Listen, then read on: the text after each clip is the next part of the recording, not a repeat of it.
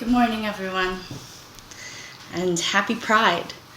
I know that this isn't what most of us imagined June would look like for us. Usually we're out in the streets in all of our rainbow finery, dancing around, celebrating that particular manifestation of love. Well, this year I think we still have Pride. It just looks a little bit different. And I see pride reflected in the woman that we're about to hear about in this scripture reading, in the way that she has faith in her wholeness, even when those around her do not. A reading from the Gospel of Mark, chapter 5, verses 21 to 34. When Jesus had crossed again in the boat to the other side, a great crowd gathered around him, and he was by the sea. Then one of the leaders of the synagogue, named Jairus, came, and when he saw him, fell at his feet and begged him repeatedly, "My little daughter is at the point of death. Come and lay your hands on her, so that she may be made well and live." And so Jesus went with him. And a large crowd followed him and pressed in on him. Now there was a woman who had been suffering from hemorrhages for 12 years. She had endured much under many physicians and had spent all that she had, and she was no better, but rather grew worse. She had heard about Jesus and came up behind him in the crowd and touched his cloak. For she said, "If I but touch his clothes, I will be made well." And immediately her hemorrhage stopped, and she felt in her body that she was healed of her disease. Immediately aware that power had gone forth from him, Jesus turned around in the crowd and said, "Who touched my clothes?" And his disciples said to him, "You see the crowd pressing in on you. How can you say, 'Who touched me?'" He looked all around to see who'd done it. But the woman, knowing what had happened to her, came in fear and trembling, fell down before him, and told him the whole truth. And he said to her, "Daughter, your faith has made you well. Go in peace and be healed of your disease." Here ends the reading.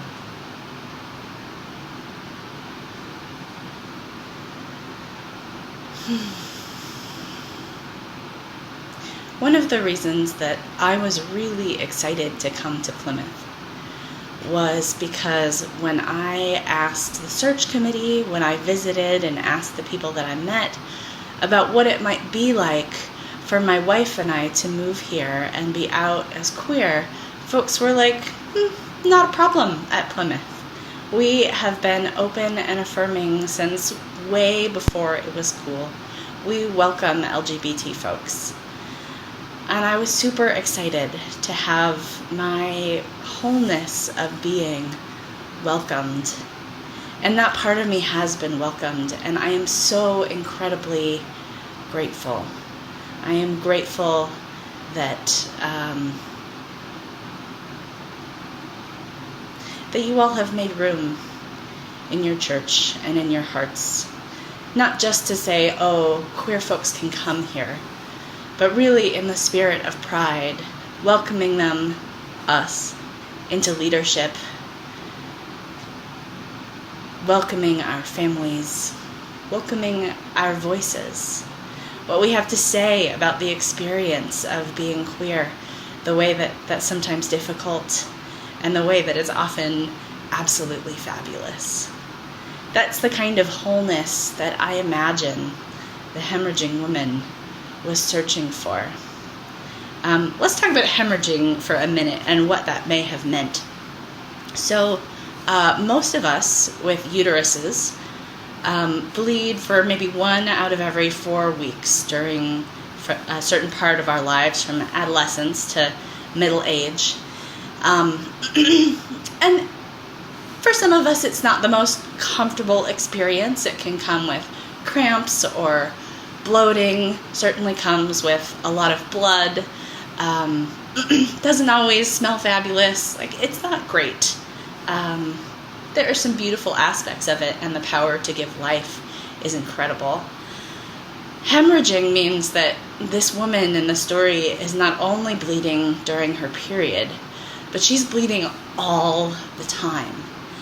And not just for a month, but for 12 years in the story.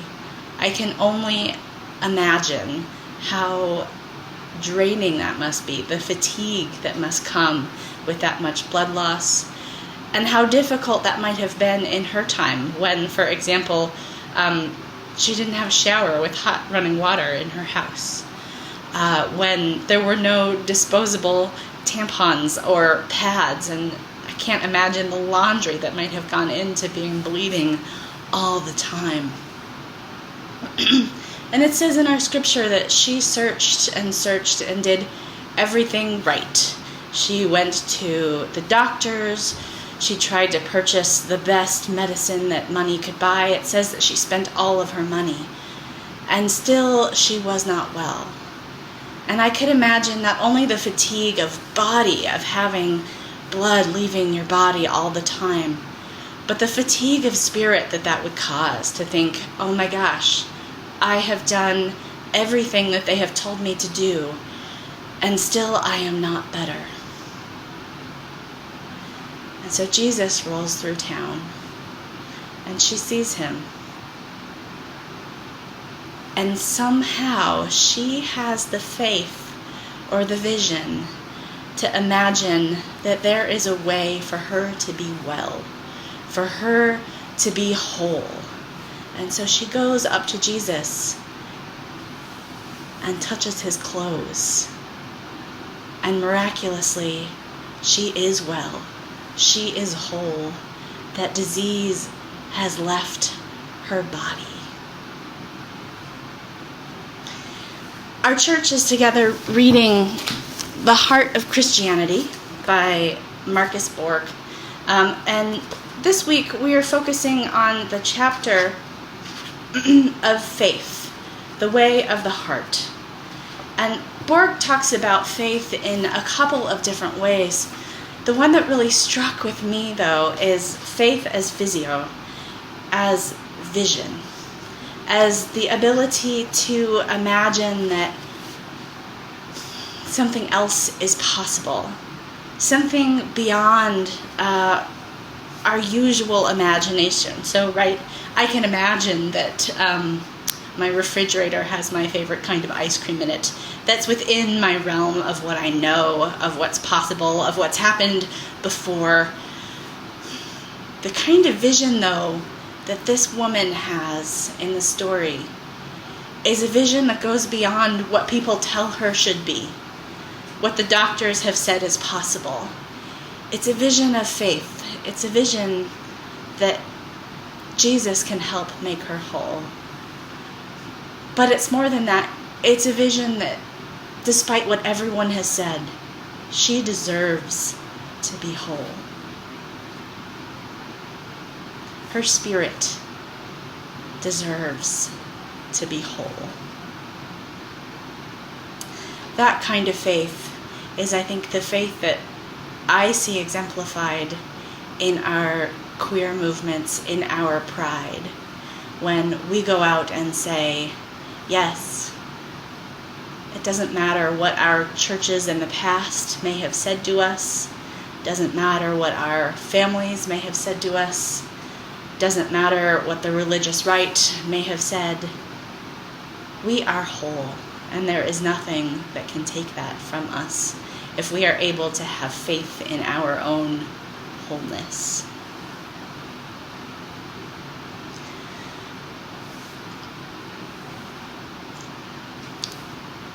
Pride, as we know it today, is a really fun parade. It's the opportunity to go out and sport our rainbows and be in joy with one another.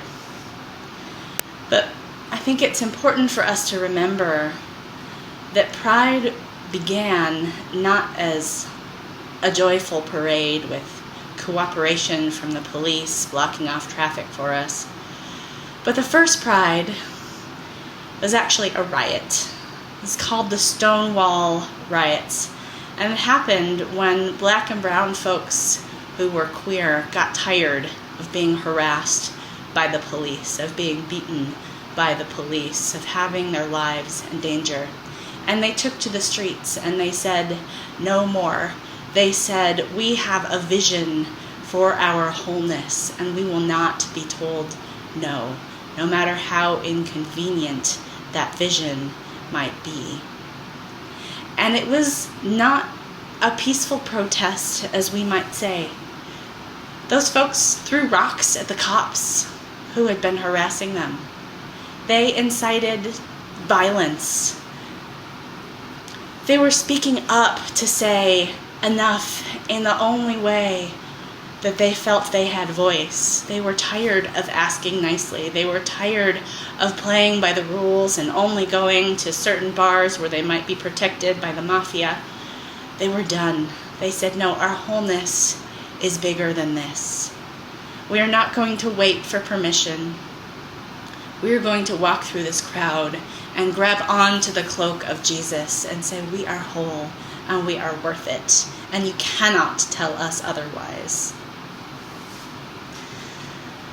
I think that's important for us to remember in this moment as we see black folks taking to the streets, accompanied by their allies, saying, no more violence against us by the cops. We are whole and we are worth it. And we are no longer asking nicely because you did not listen, but rather we are going to take hold of the cloak of our own wholeness, regardless of what anyone tells us. It's been really beautiful to me to see these protests in all of the forms that they have come, of people claiming their wholeness. I'm getting all emotional just thinking about it.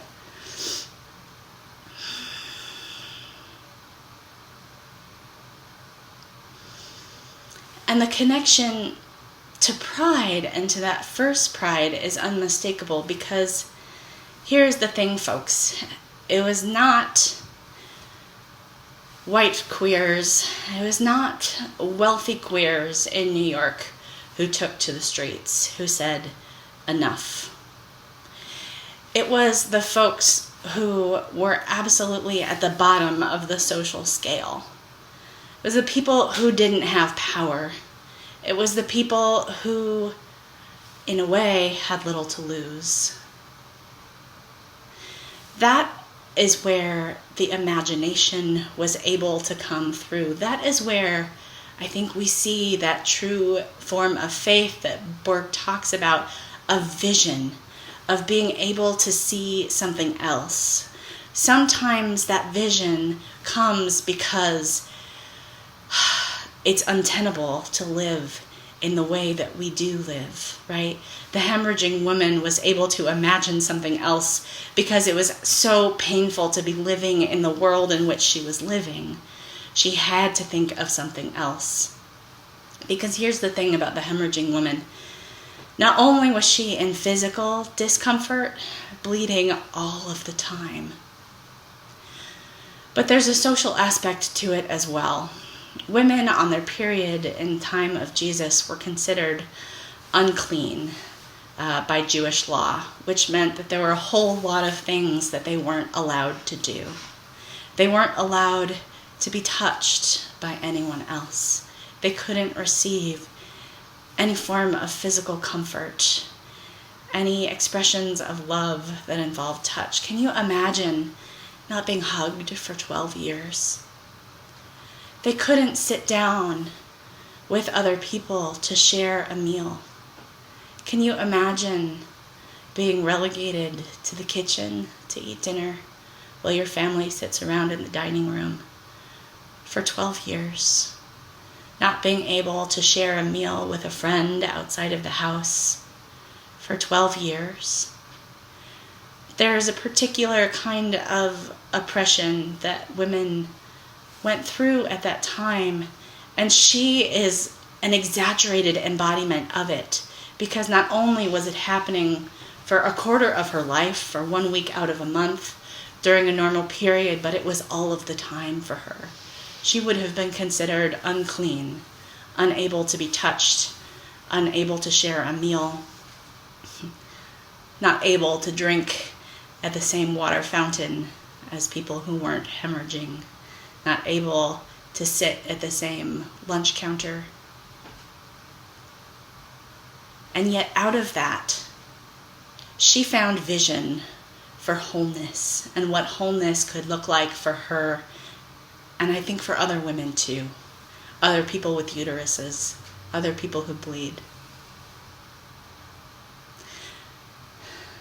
The folks at Stonewall riots starting the first Pride, they were that embodiment too of kind of the lowest you could go in terms of experiencing oppression. They were people of color, they were gender nonconforming, they were queer, and that gave them the space to say, there has to be something else. We have faith in something bigger. We have faith in a vision that shows us in all our fabulous glory, perfectly whole, not only reconciled inside of ourselves, but to everyone. Dear ones, the folks leading these protests out in the streets, I think they have faith in a way that not all of us have had the opportunity to cultivate. They have a vision for wholeness. Vision requires us to have a certain kind of imagination. An imagination that something could be different. And I think that when we talk about faith, imagination for ourselves is important, but imagination for others is important as well. So our ability to imagine a better world, not just for us, but for other people. I think sometimes folks who are in positions of power get a little bit stuck in that place, in the ability to extend imagination to the experience of other people. Because it requires some discomfort. People who are wealthy trying to imagine what it might look like for everyone to have enough are going to have to grapple with that means probably a redistribution and that they will have less. That's uncomfortable. And that discomfort keeps us from being able to fully access our faith, our vision for others. It also comes up like this.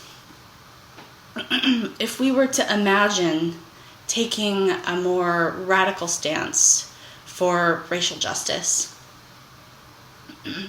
we would probably have to imagine ourselves doing or saying something uncomfortable for other people.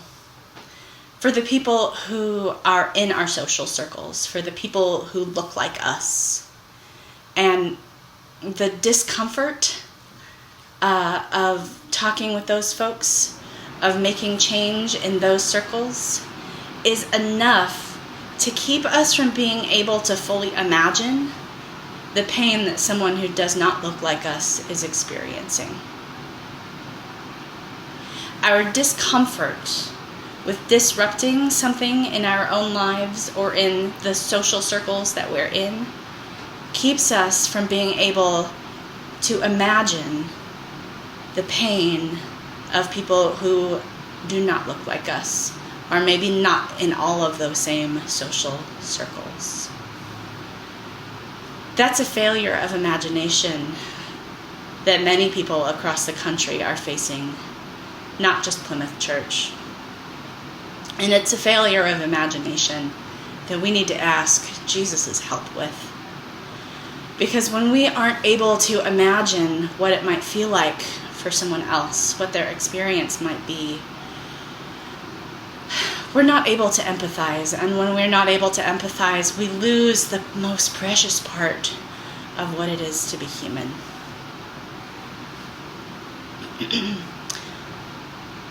Some of you might be thinking, well, yeah, those people really do need to find more empathy. Dear ones, it's not those people. It never was just those people. It's us. It's all of us. I have 2 stories to tell you to kind of get at that point. The first one happened to me a couple of weeks ago.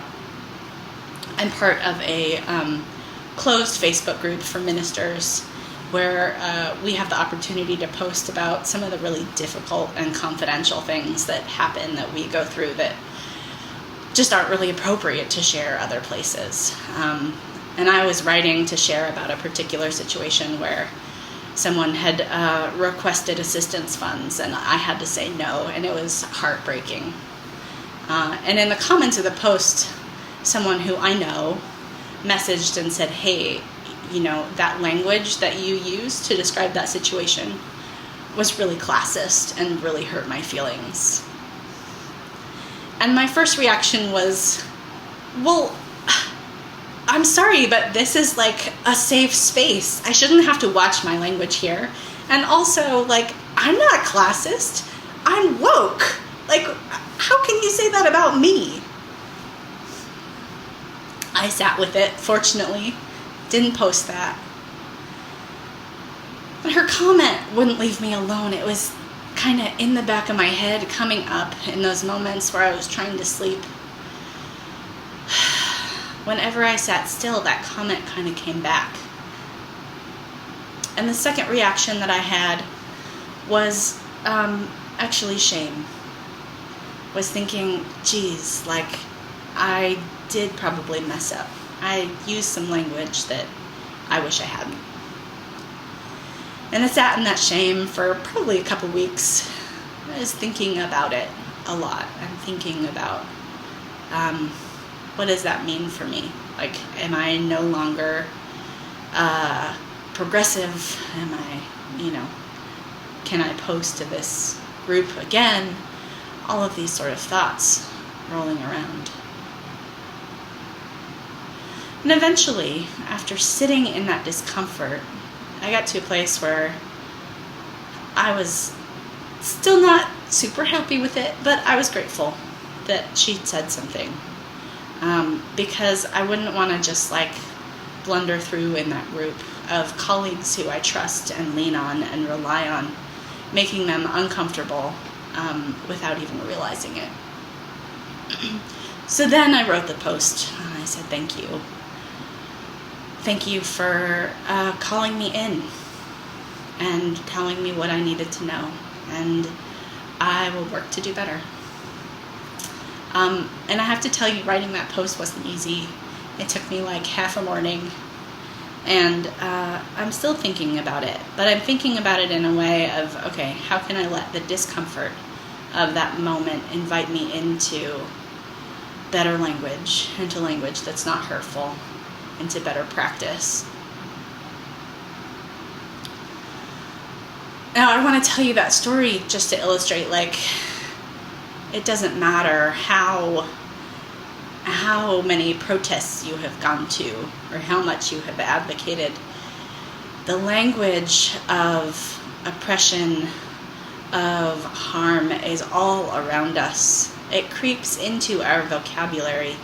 And unless we are kind of constantly looking at it, constantly looking at the systems that are in place all around us and thinking, how can we actively dismantle this? How can we actively dismantle classist language?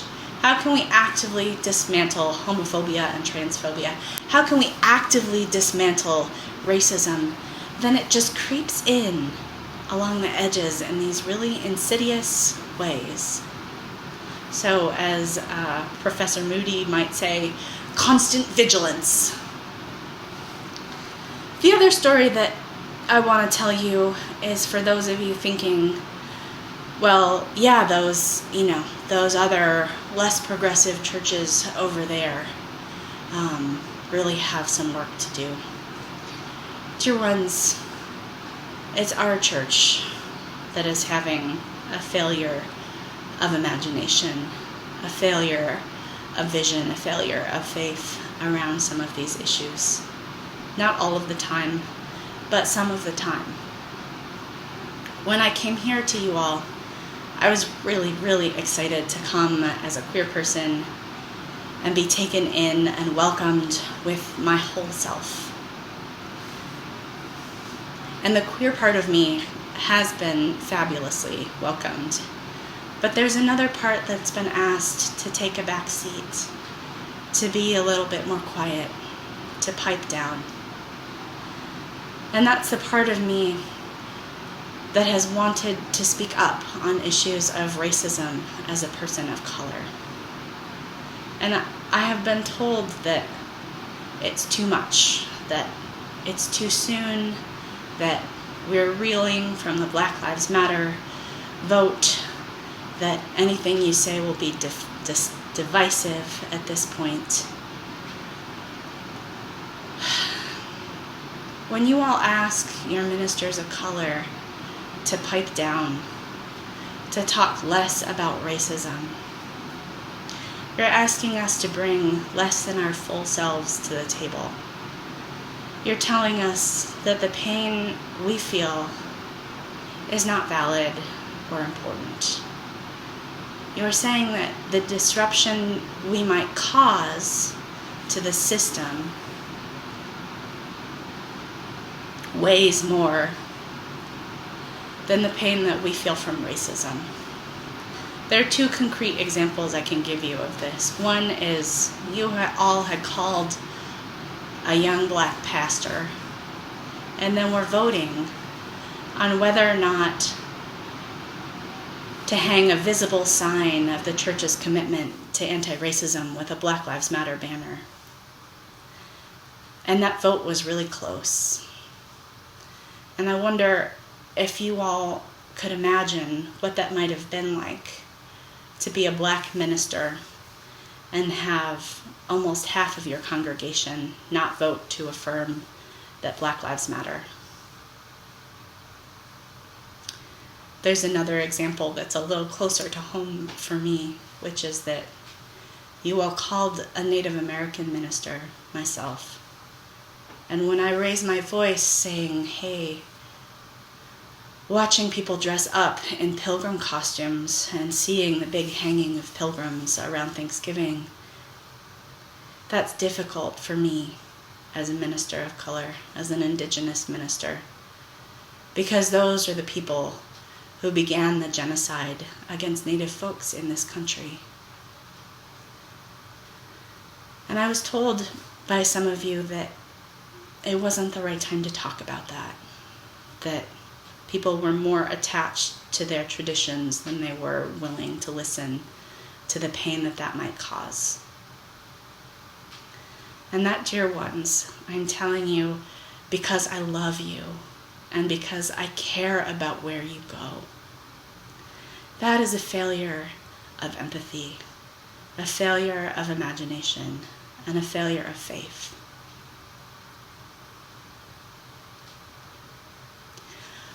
Thank God we have Jesus to call on.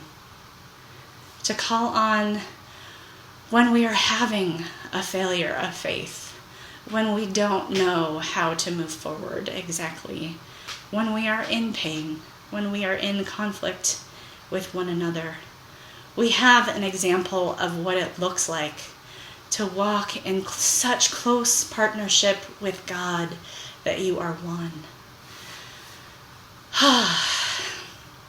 In the story of the hemorrhaging woman, Jesus turns to this woman, and I can imagine what might be going through his head. First of all, like, who on earth is touching me, taking this healing without asking?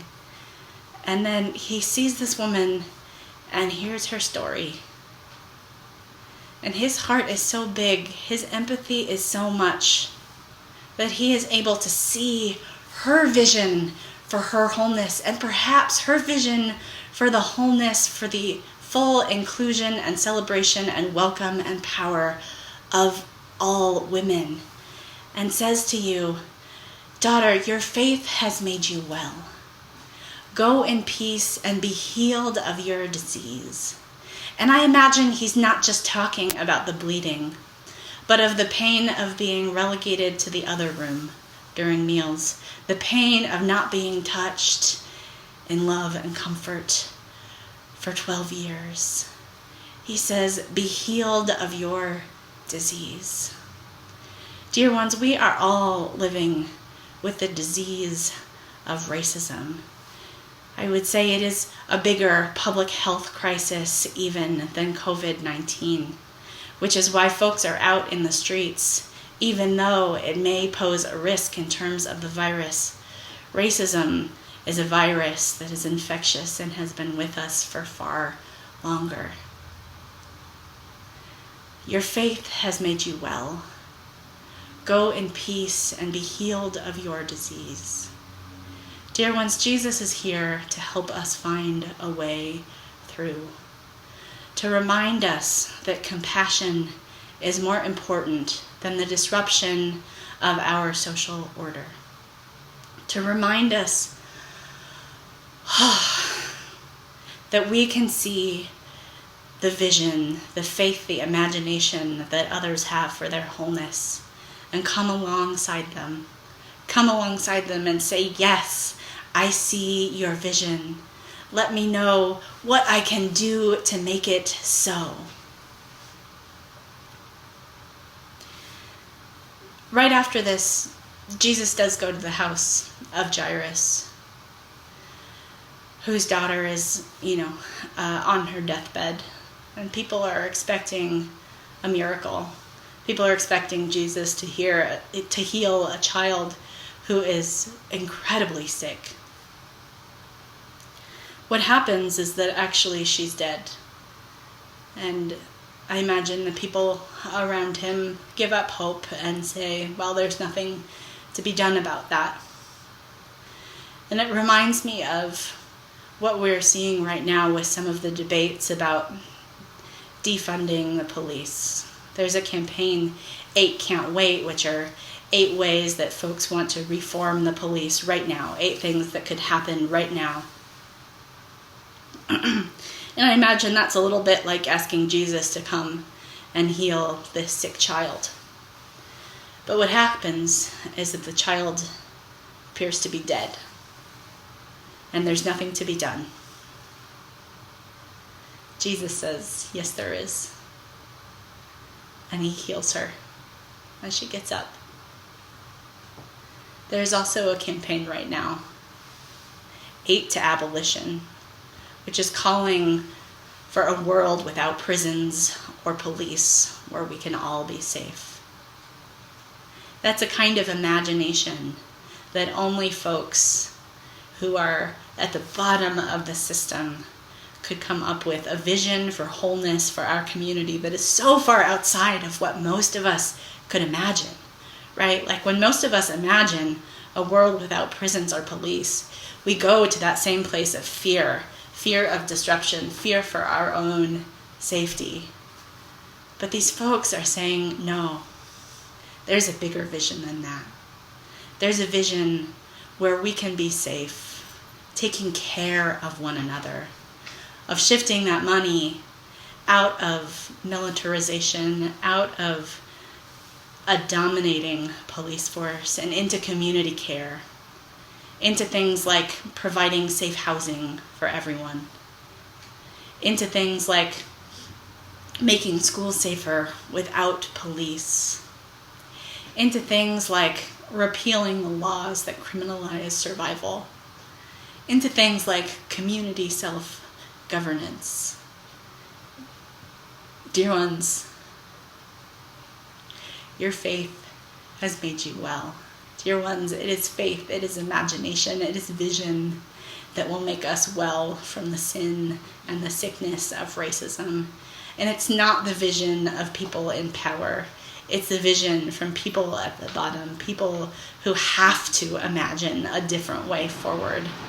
And dear ones, let us follow Jesus. Let us come alongside of those who are hurting. Let us have faith, vision, imagination, empathy to say, I see your pain, I see your hurting, and that matters to me enough to come alongside you and say yes to your vision. To say, yes, there is a world in which we are all made well, and not just some of us. May it be so. In Jesus' name we pray. Amen.